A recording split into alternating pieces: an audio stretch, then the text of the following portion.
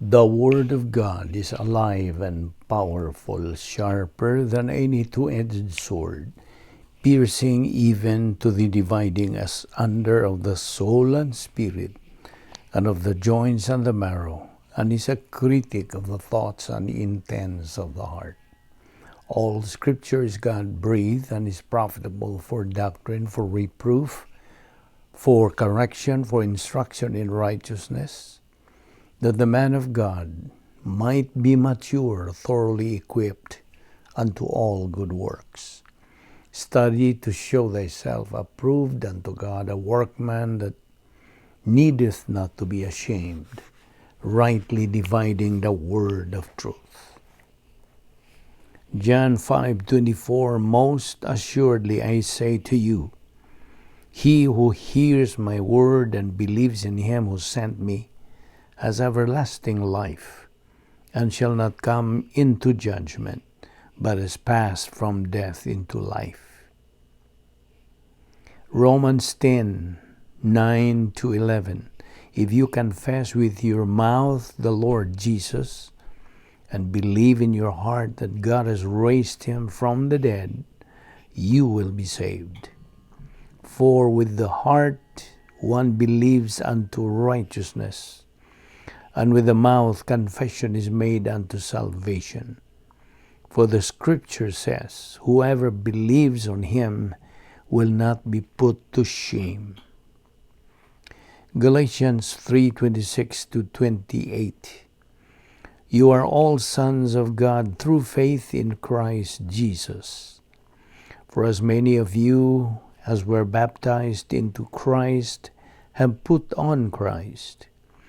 There is neither Jew nor Greek, there is neither slave nor free, there is neither male nor female, for you are all one in Christ Jesus. 2 Corinthians 5:17. If anyone is in Christ, he is a new creation. Old things have passed away. Behold, all things have become new. Matthew 10:32, Matthew 10:38-39. Whoever confesses me before men, him I will also confess before my Father who is in heaven. And he who does not take his cross and follow after me is not worthy of me. He who finds his life will lose it, and he who loses his life for my sake will find it.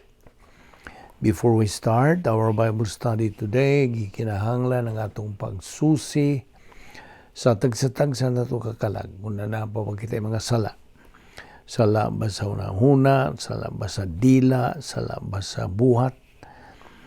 Unsang matang sa mga sala, kini mahimo lamang babag sa atong pagatutunan nga pulong sa Dios umikanini.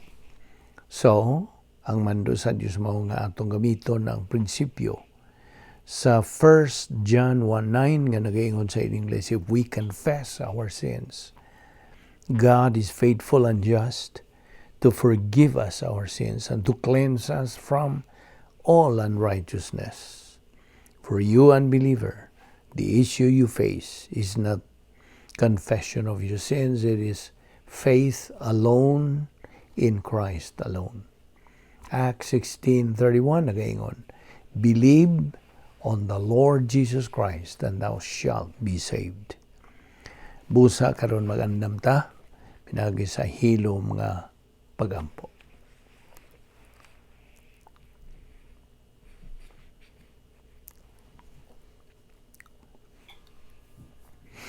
Balaan na mo nga Dios, nagapasalamat kami kanimo nining lain na usab nga higayon sa among pagpadayon sa pagtuon sa imong balaang pulong. Salamat o Dios sa imong pagpatinaw kanamo sa imong kamatuoran. Niining adlaw mao ba ni kami sa among pagpadayon sa pagpakaon sa among tagsa-tagsa kakalag aron kini makakabot sa tumong nga mao ang espiritu nganong paghamtong, spiritual maturity, og nagampo kami nga kini mahimong panalangin sa among kinabuhi. Kining tanan namong gipasalamatan sa ngalan ni Ginoong Hesukristo. Amen. Maayong adlaw sa tanan natong mga subscribers, atong mga higala, atong mga igsuon diyan ni Kristo, fellow believers, welcome ning atong line sa mga higayon sa pagtuon sa pulong sa Dios niya pag kita magadupot sa atong tun-anan nga giuluhan og how to be hopeful in a hopeless world. Padayon kita. Diin kita muhunong kagahapon og unas tanan. Ang grasya sa Dios mo'y labing hamili. Mo'y labing halangdon nga pagpadayag sa way pagkapakyas nga gugma sa Dios, the unfailing love of God. Ato nang nasayran nga ang pulisa inon the policy of God mao ang grasya. Ang policy sa Dios of unmerited favor nga gisangkap sa Dios nganhi kanatong mga katawhang nangalaglag o makasasalang mga kaliwatan sa tao. Ang grasya gawas nun nga gisangkap sa Dios, freely provided by God, ug ang mga nagadawat niini walay katakos, undeserved by the recipient. Way mahimo ang kaliwatan sa tao sa pagpanag-iya o sa pag-angkon sa pagkaangayan sa grasya wala. Ang grasya mao ang tanan nga diin ang Dios mo'y anaay kagawasan sa pag-atiman sa kaliwatan sa tao, binasihan kadtong buhat sa kaluwasan nga nahimo ni Ginoong Jesucristo dito sa krus. Now karon antong tukbilon kadtong antong giingon kanimog antecedent grace. Unsa man ni? Unsa may pasabot niini? Okay. Now, sanglit dayon man o eternal man ang way pagkapakyas nga gugma sa Dios. Ang grasya ingon nga pagpakita sa maong gugma. Dinha nang daan kini sa kaniadtong wa pay katapusan. Mao kini ang kahulugan sa antecedent grace, meaning kining maong grasya dinha na sa eternity past. Okay? Dito na. Sa kaniadtong wa pang tanan. Diha nang daan kining maong grasya. Nauna na kini siya sa pagkadiha. Wa pa gani ang tawhanong kinabuhi. Wa pa gani ang mga kalihukan sa kabubutos tao. Wa pa ang mga kahimuan sa kaliwatan sa tao. Dinha na kining maong grasya. Ug sanglit ang gitawag nga antecedent grace diha namang daan sa wa pabuhata ang tao. Ang pagtungha sa tao dili gyud maka-influensya sa grasya.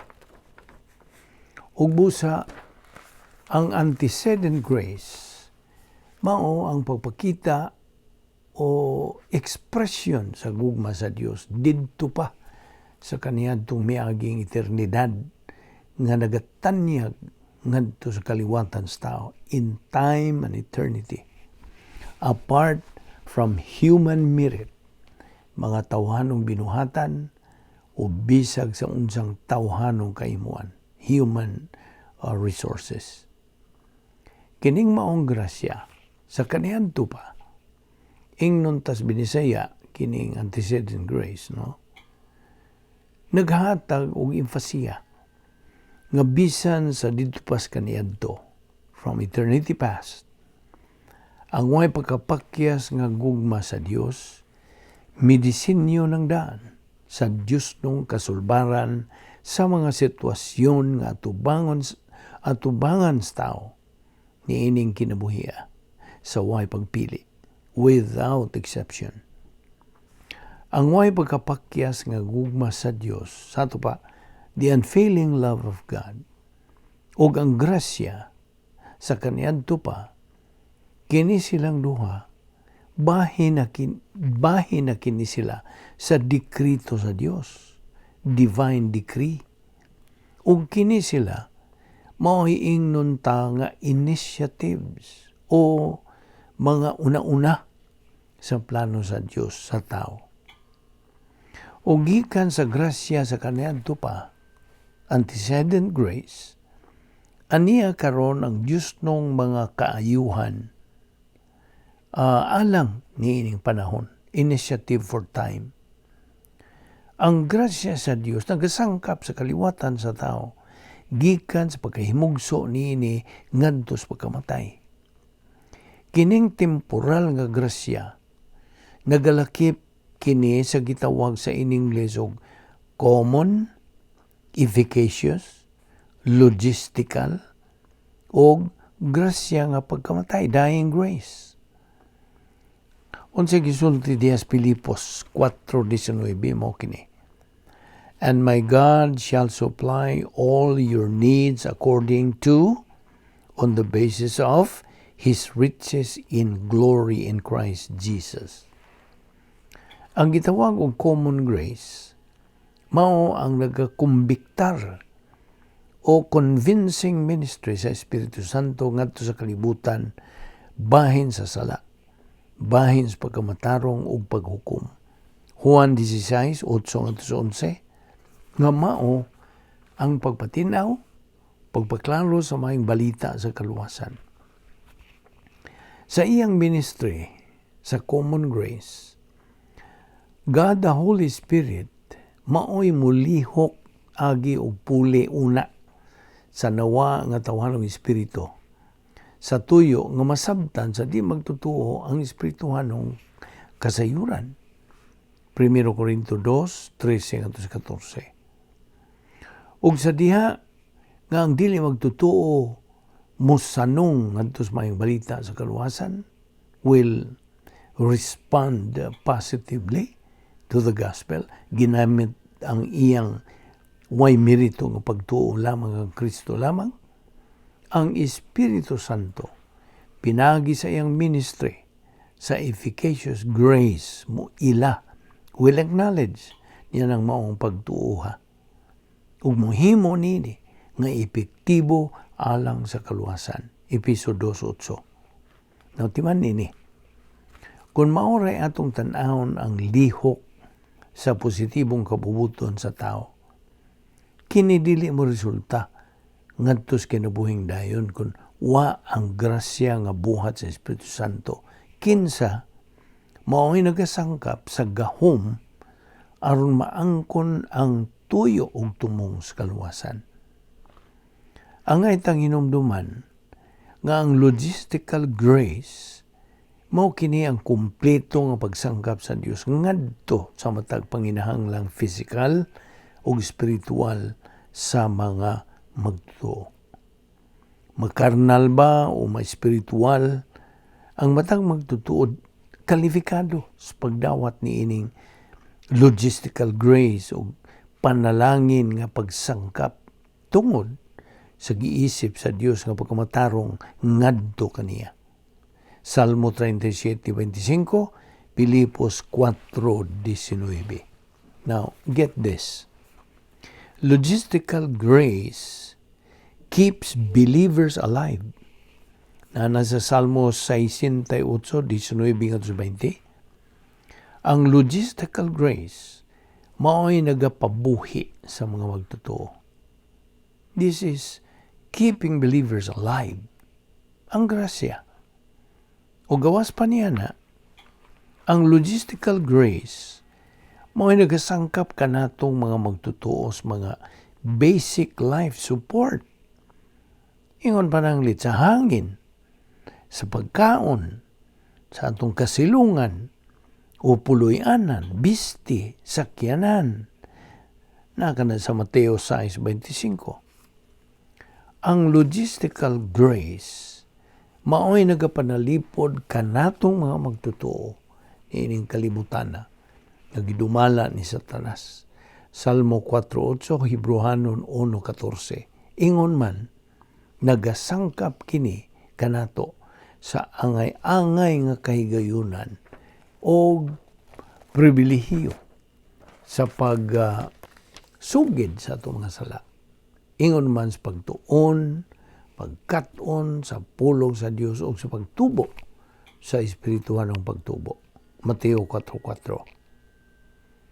Bisag asa man moadto o bisag unsa may buhaton sa magtotoo, sinangkapan gyud kini siya kanunay sa dili ikatandi nga grasya ug personal nga gugma sa Dios. Di man ni kana.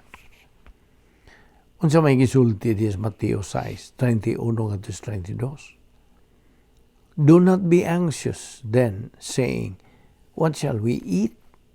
Or what shall we drink? Or what shall we clothe ourselves?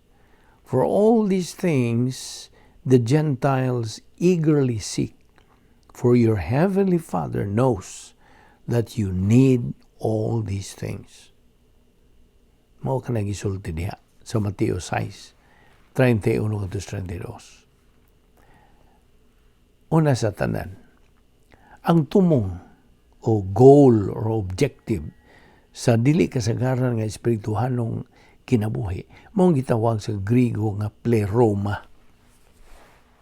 Ang Episo 3:19 nagkanayon sa in English og, and to know the love of Christ which surpasses knowledge, that you may be filled up to all the fullness diha pleroma of God. Now, ang Grigong pulong nga pleroma, by the way, gihubad kini ngadto sa Ingles og the fullness of God. Maong resulta sa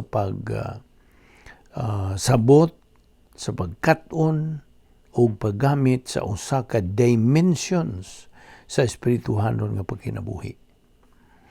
Ang pleroma mao ang hataas o habog nga luna, the high ground sa espirituhanong pagkahamtong nga diin ang mananaog nga magtotoo okupado na siya sa persona ni Ginoong Jesucristo. He is occupied with the person of Christ. Dinhan niya ng maong ang luna nga ang mananaog nga magtotoo magapahimulos. He is now enjoying sa mga posibleng nga mga kalihukan sa espirituhanong pagkinabuhi. Diha sa kahimtang nga pleroma, mudawat na ang mananaog nga magtotoo sa labihan kadagko nga mga escrow blessings ug mahimaya na ang Dios niya diha sa lawas sa maong magtotoo. 1 Corinthians 6:20.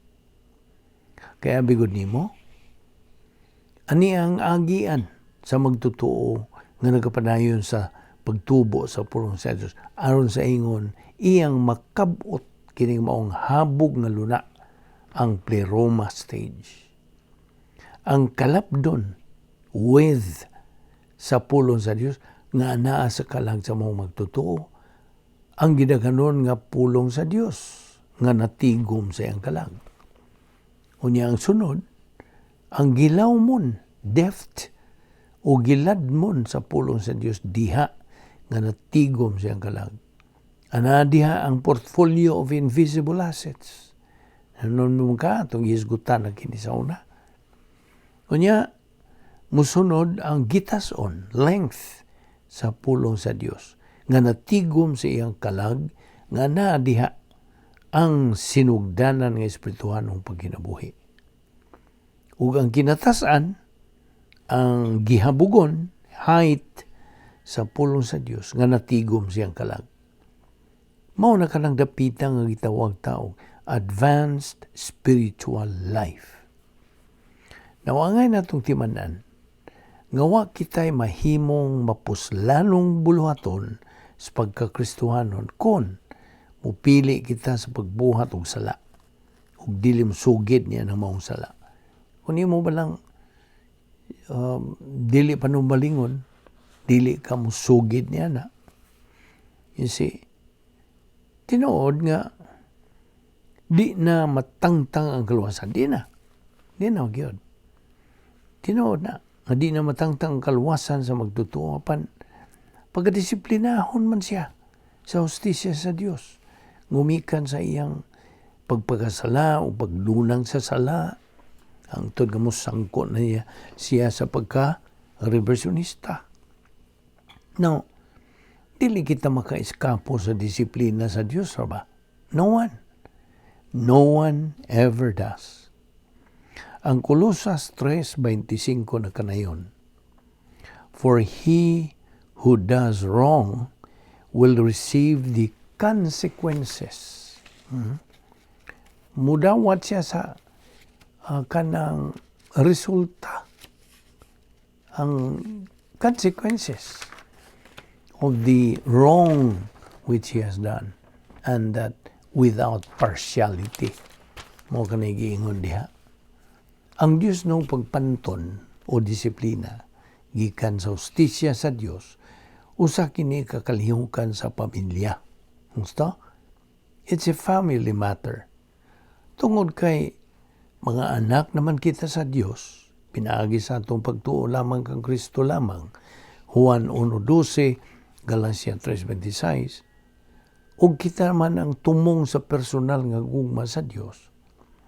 Iyang ipakita kanato ang iyang gugma, pinaagi sa pagpanton kanato sa dihang mahigawas kita sa iyang plano when we are out of line. Ang Hebrehanon 12:6 nagingon, for those whom the Lord loves personally, He disciplines, and He scourges every son whom He receives. Timan ni ka ng maong bersikulo. Hebrews 12:6. Just as parents, mga ginikanan, mupanton sa batang masupilon, mamanusab ang Diyos. Mupanton kini siya sa magtutuo nga masupilon, gikan siyang way pagkapakyas nga gugma. Pantunon gyud sa Dios ang mas sinupakon o karnal nga anak. Proverbio 3:12, Hebrehanon 12:7, ug pinadayag 3:19.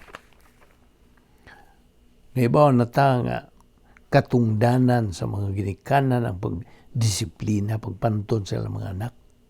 Uban sa tuyo, sa pag-aga kanila ngadtos pagka-responsable o sa pagpatubo kanila ngadtos paghamtong.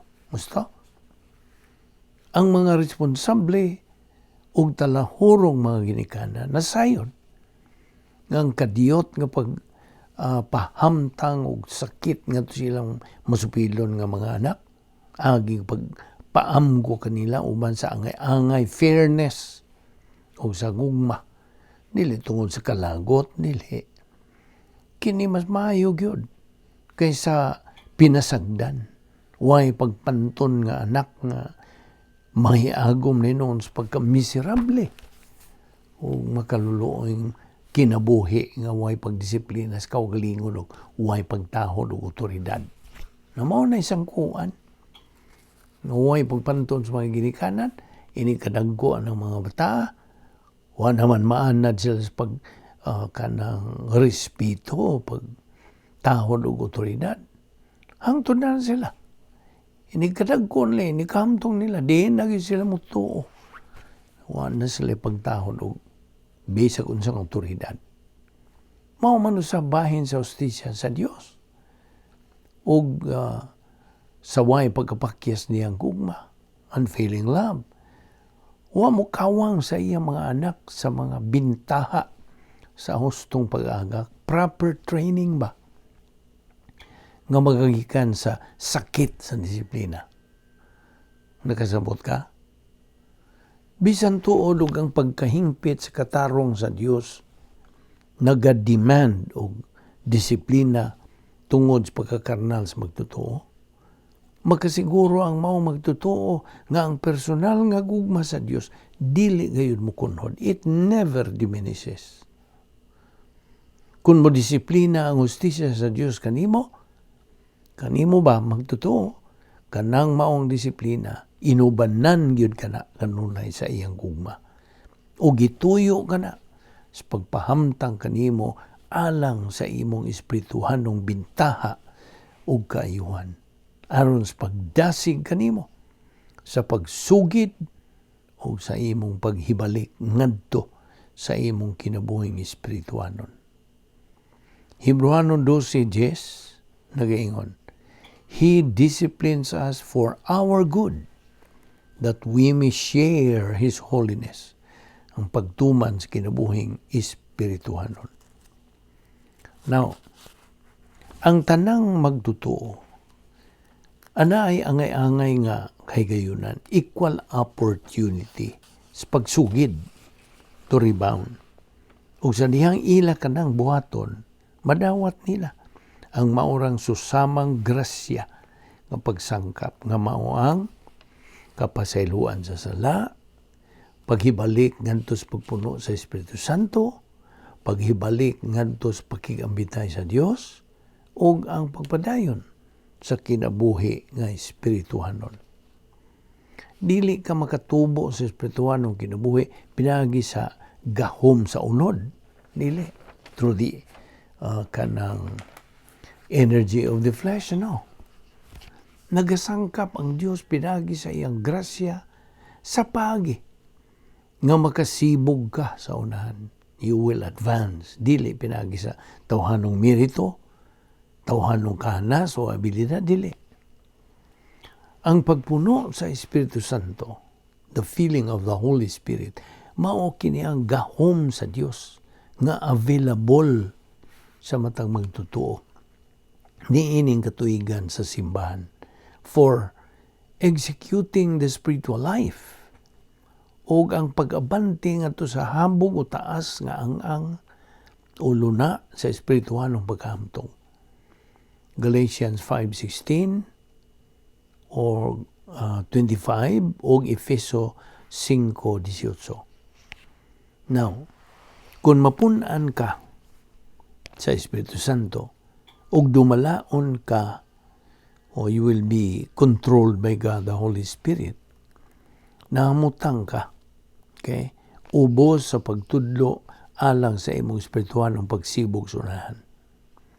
John 14:26 nagaingon, but the helper, Parakletos, mentor ang pasabot, the Holy Spirit, whom the Father will send in my name, He will teach you all things and bring to your remembrance all that I said to you. Now, ang pulo nga mentor, gikan kinis ngan sa usa ka tawo sa epic poem ni Homer. O kamo nakabasa na nini, nasayod kamo nini.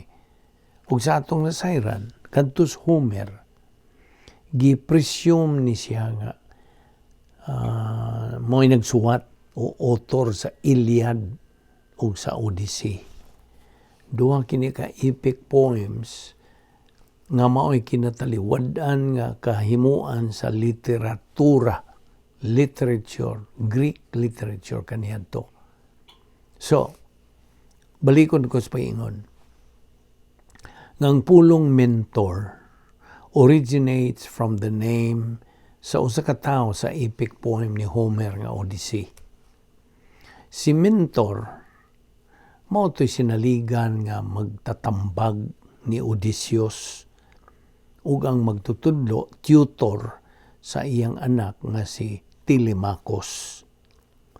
Nawangan nga mentor gida ngadto sa English nga may general meaning sa usa ka suod og eksperyensyado nga magtatambag, tig-giya, guide o magtutudlo. Karon, ingon nga mo'y mentor sa magtutuo sa panahon sa simbahan. Ang Espiritu Santo mao ang imong magtatabang, helper, magtatambag, counselor, tig-giya, guide o magtutudlo, teacher. Juan 14:16-17. Now, pinagis gitawag tag grace apparatus for perception o GAP. nga maong pag-usab, conversion sa academic knowledge diha sa left lobe nga bahin sa kalag, gnosis kana, ngadto sa kaalam diha sa tuo right lobe nga bahin sa kalag, epinosis na. Ang Dios Espiritu Santo mao'y magatabang kanimo sa pagsabot, sa pagkat-on ug paggamit sa pulong sa Dios. Siya usab ang mopahinumdom o mutabang nimo sa pagpahinumdom sa doktrina nga imong nakatunan apan imong nakalimtan. Iyang balhinon ang tawhanong kahibaw, human IQ, ngadto sa espiritualong kalam. Aron sa ingon niya na, anaay angay-angay o pantay-pantay nga pribilehiyo ug angay-angay nga kahigayunan ang tanang magtotoo sa pagkat-on o paggamit sa pulong sa Dios. Ang tawhanong kahibaw, human IQ, usa kini ka way pagkaangay-angay, inequality sa kaliwatan sa tao. Ang matang usa ka tao nagkalahi sa kahanas sa pangisip. Musta? Every person has different mental capabilities. Way tao nga nahimugso nga may parihog kahibaw sa pangisip. Apan kasagarang mga tao na nag-iya og some capacity for thinking. Musta? Hinoon, ang grasya sa Dios nagapahilo na man sa pagkaangay-angay o pantay-pantay. Ang way angay-angay nga tawhanong kahibaw, human IQ, ibalhin man sa magtotoo ngadto sa espirituhanong kahibaw, spiritual IQ, ang lihok sa grasya alang sa pagsabot sa doktrina nga madawat sa gayon sa kaluwasan sa maong magtotoo at the point of salvation. Ang espirituhanong kahibaw, spiritual IQ, wa mag-aagad sa pagkahanas o pagkalantip sa naunas tao in the human realm. Wala. Wa'y pagkabintaha sa pagka-genius o disbintaha sa pagkaubos lang sa tawanong IQ. Wala. Gumikan sa spiritual IQ, ang matag magtotoo, ana ay angay-angay kahigayunan ug angay-angay nga pribilehiyo sa pagkat-on og doktrina sa Biblia. Ug tungod sa spiritual IQ, ang matag magtotoo makahimos pagsabot og daghang kahibalo as much as necessary kung buot niya alang sa iyang pagtubo, pagsibog sa unahan to advance, paingon ngadto sa pagkahamtong diha sa plano sa Dios. So sabta ka na, ang imong spiritual IQ mao'y magkapahimo kanimo sa pagtuman, pag-execute sa di kasagaran nga matang sa espiritualong kinabuhi. Niining katuigan sa simbahan, pag-abanti ngadto sa habog ug taas nga luna, to the high ground, sa espiritualong paghamtong, sa pagkaokupado kang Jesucristo, o sa paghimaya na unya sa Dios, to the maximum. Now, ang ikatulong nga angay-angay kaayuhan, the third equal benefit, kining ikatulong nga angay-angay kaayuhan, gisangkap kini pinaagi sa grasya, sa katarong, integrity, ug sa way pagkapakyas nga gugma sa Dios. Gisangkap kini ngadto sa tanang mga magtotoo sa katuigan o sa panahon sa kamatayon, at the point of death. Yan ang higayuna. Ang tanang magtotoo mudawat sa taghuwat o sa in English pa, interim body. Taghuwat nga lawas. Ug mga kinabuhi na sila dito sa langit, naong sa Dios, face to face with God. 2 Corinthians 5:8. In a place of no more sorrow, no more tears, no more pain, no more death. The old things have passed away. Revelation 21:4. paminaw. Ang Dios mao'y nagadesider sa panahon sa ikamatay, sa klases pagkamatay, ug asang dapita mamatay. It's God who determines or who decides. Wala ug walay makatangtang kanimo gikan ning kinabuhiya apart from His wise and sovereign decision. Kasabot ka? Ang panunsang pagiha ka mamatay is determined by how you lived. Di man nina. Kung natuman mo ang espirituhan ng pagkinabuhi, ikaw mamatay ubos sa dili katuhuan nga mga panalangin sa grasya nga kamatayon. Dying grace. Mao kanay opposite sa sin unto death.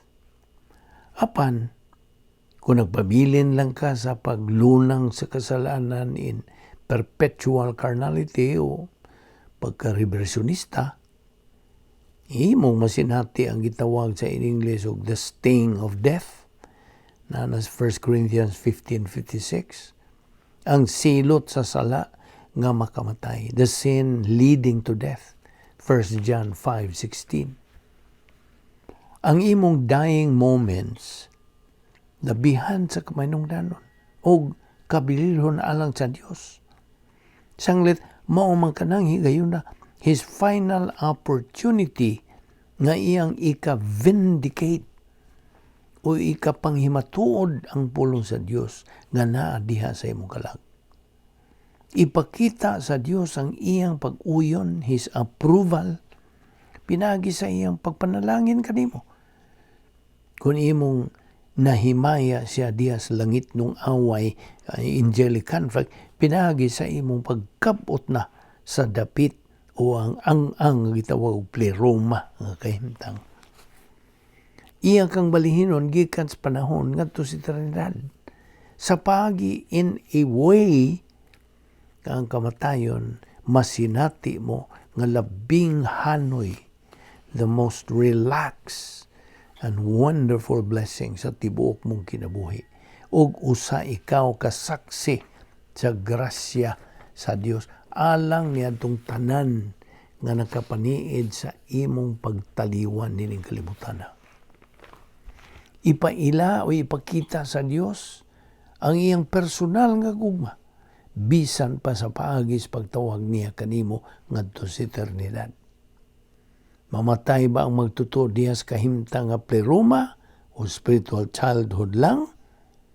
Iya gihapong madawat ang ikatulo nga angay-angay kaayuhan o third equal benefit. Sabot? Salmo 116:15 na kanayon. Og precious in the sight of the Lord is the death of His godly ones. Karon, adto ta si kaupat nga equal benefit. First of all, ang pagsagaw sa simbahan, the rapture of the church, itawag ni sa Grigong pulong ex-anastasis o sa in English, the exit resurrection. Mao kini ang magahunong o magatapos sa katuigan simbahan, the church age. Okay? This will culminate, this will end the age of the church. Kining maong hitabo, maong higayon nga mudawat ang tanang mga magtutuo sa katuigan sa simbahan ni ining ikaupat nga angay-angay kaayuhan, the fourth equal benefit nga mao ang lawas nga binanaw, resurrection body for all eternity.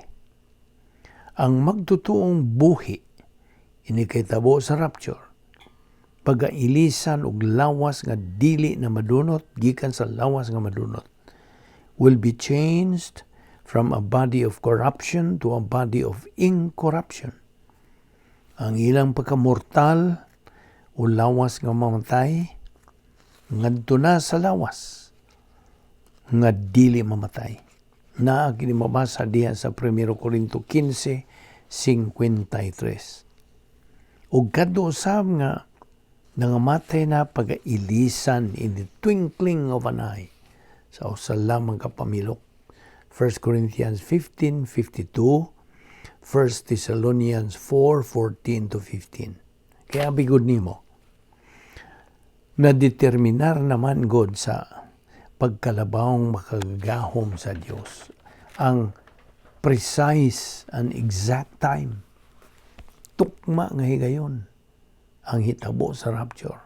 Apan why bisag kinsang tao, paminaw, why bisag kinsang tao ang nahibaw sa adlaw o taknas maong hitabo? Wala. Mateo 24:42, Marcos 13:32.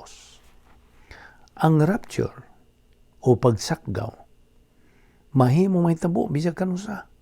Magkaron ba o magkapid-an pa bang libo ka mga katuigan gikan karon, o kung may tabo na kini, mao kini ang gisaysay sa balaang kasulatan. The Lord himself shall descend from heaven with a shout, with the voice of the archangel, and the trumpet of God. And the dead in Christ shall rise first, and that we who are alive and remain shall be caught up together with them in the clouds to meet the Lord in the air, and so shall we ever be with the Lord. 1 Thessalonians 4:16-17. Mao na rapture. Ug daghan na bang mga magtutuong wa sila lamang may bahin ining rapture. Atong tunan po ni in another time. So, duha ka klase nga mga magtutuo sa panahon sa simbahan, ang pagabangunon, kadtong na nag-iya og lawas nga taghuat, interim bodies, kinsa nakamatay sa wa pa may tabo ang rapture, ug katong buhi pa sa panahon sa rapture. Okay? Now, yatong mga buhi pa, ang uban kanila niini anaa sa pakigambitay sa Dios in fellowship with God. Ug ang uban nagawa sa ilang pakigambitay. They are out of fellowship. Yet, niyan ang pagkitabo sa rapture. Ang tanang mga magtutuo sa katuigan sa simbahan, buhi o patay, karnal ba o spiritual, mudawat kini sila sa ilang lawas nga binanhaw, resurrection body. Yun sa may gisulti des 1 Corinto 15:52. In a moment, in the twinkling of an eye, at the last trumpet, for the trumpet will sound, and the dead will be raised imperishable, and we shall all be changed. Ingon nga, dugang nga pagsangkap sa grasya o gugma sa Dios, ang pagkabanhaw sa magtutuo, maoy kadaugan sa Dios. 1 Corinthians 15:54 nga napanag-iyag na dawat totally apart from human merit. Ang pagkabanhaw gihatag ngadto sa matag magtutuo regardless sa kahimtang sa iyang espiritual ng kinabuhi dinhi sa panahon. Sama sa tanang grasya nga pagsangkap sa Dios, ang magtutuo wa gyud siya pinaningkamutan ni pagkaangayang mudawat og pagkabanhaw. Kay kining tanan grasya mao kana unsa ka bililhon ka mainungdanon kini atong gipangtun-an bahin ni ining mga butanga. Ug dinhi atong ipadayon kini ugma sa atong pagtuon bahin ining atong tun-anan nga giuluhan nato how to be hopeful in a hopeless world. Atong dugangan pagyud sa mga punto sa doktrina. Atong pagahisugutan ugma. Magampo ta. Amahan na mo nga Dios, nagapasalamat kami kanimo sa imong makanunayon gayon ug sa imong way pagkapakyas nga gugma. Salamat nga we are the recipients of undeserved blessings from your grace. We thank you for all these things nga among gipahimuslan. Samtang niya pa kami nining ikaduhang bahin sa imong plano. Salamat nining higayuna nga grasya o ginaot nga kini makadugang sa among napundo na nga mga kamatuoran nga niya sa among kalag ug nga among maggamit kini sa among lang pagkinabuhing Kristohanon. Salamat ning tanan o Dios ning among Bible study through the YouTube sa Vic Balbido Evangelistic Ministry. Kining tanan among gipasalamatan sa ngalan ni Ginoong Hesukristo, among bugtong manluluwas. Amen.